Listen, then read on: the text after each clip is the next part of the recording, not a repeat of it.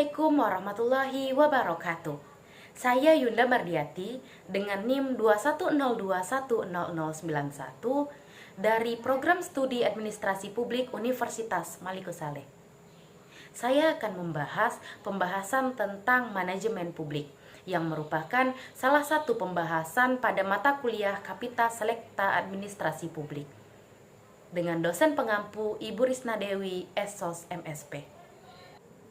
Sebelum membahas lebih jauh terkait dengan manajemen publik, kita harus mengetahui terlebih dahulu apa itu manajemen, apa itu publik, dan apa itu manajemen publik. Manajemen menurut bahasa berarti mengatur, mengolah, mengelola, serta mengurus.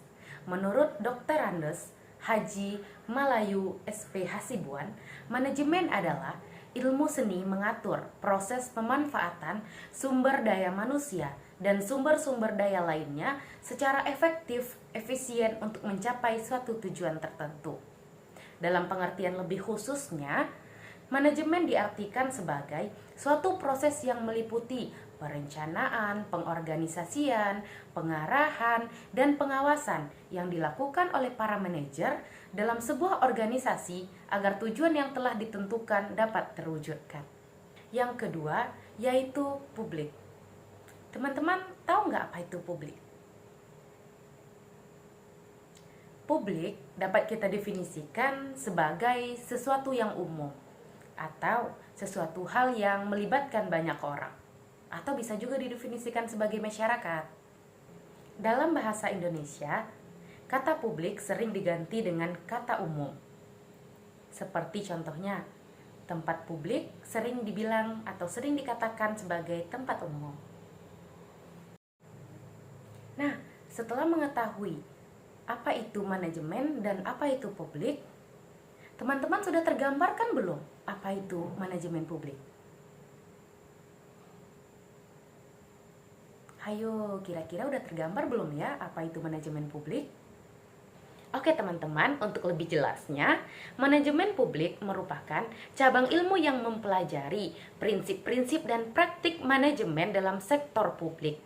Sektor publik mengacu pada organisasi atau lembaga yang didirikan dan dikelola oleh pemerintah untuk menyediakan barang dan jasa publik kepada masyarakat.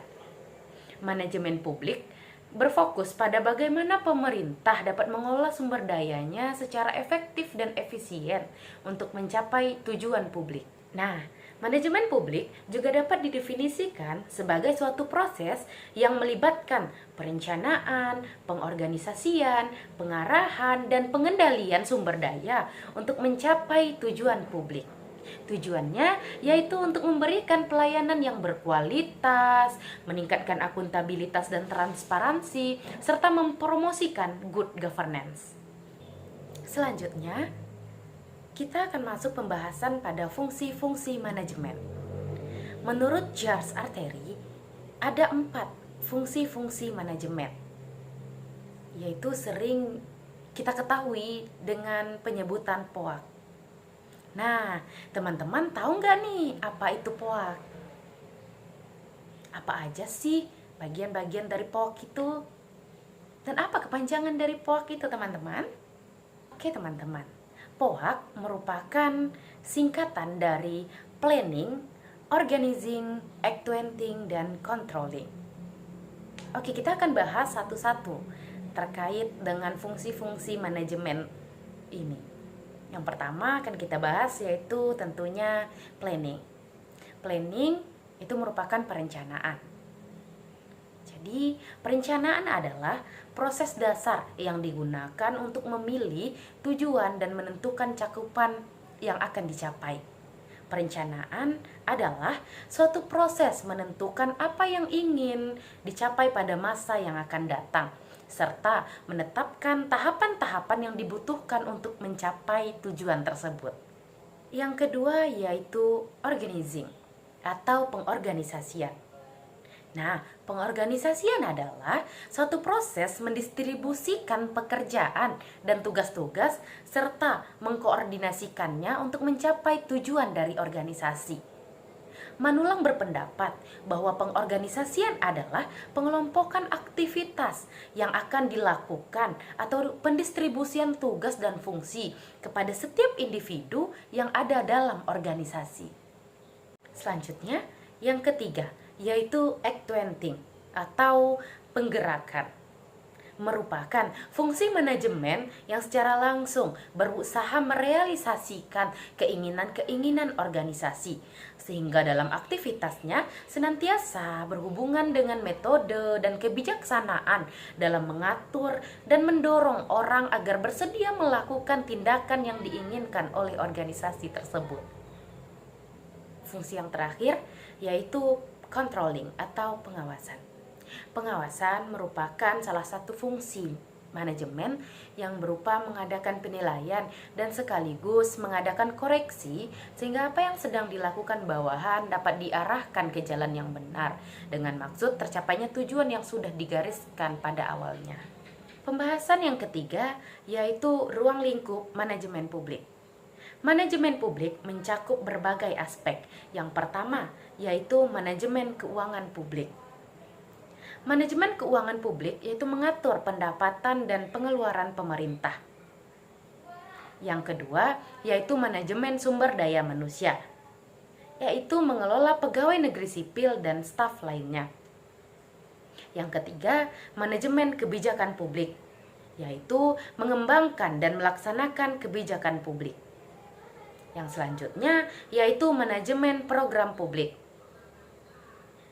yang mencakup merancang, melaksanakan, dan mengevaluasi program publik.